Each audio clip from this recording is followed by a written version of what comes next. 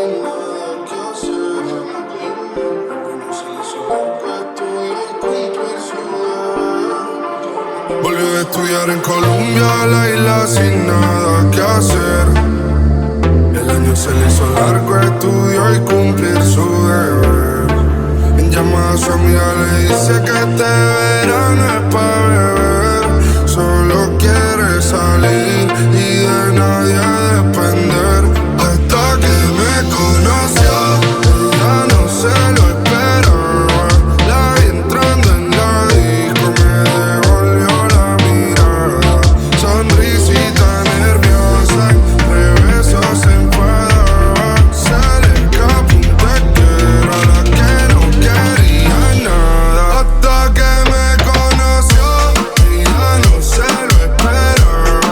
La vi entrando en la disco, me devolvió la mirada.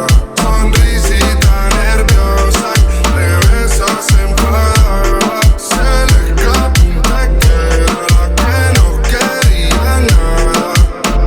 Bebé, los dos sabemos que es verano y que tal vez cuando termine agosto no nos volvemos a ver. Pero quiero tener algo para cuando no esté.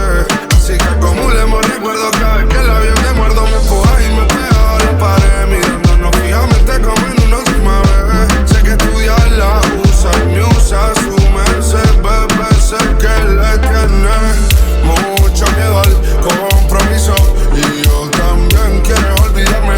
Óyame, si eso te ayuda, pero no me entro en duda, porque sé que solo tú te ríes mientras chingamos en el portapasalud. Echamos la última copa y dale, cuida su salud. Y eso que es sentimental nunca ha sido su actitud. Hasta que me conoció, ella no se lo esperaba. La vi entrando en la disco, me devolvió la mirada. Sonrisita nerviosa, de besos se enfadaba. Se le escapó un te quiero a la que no quería nada.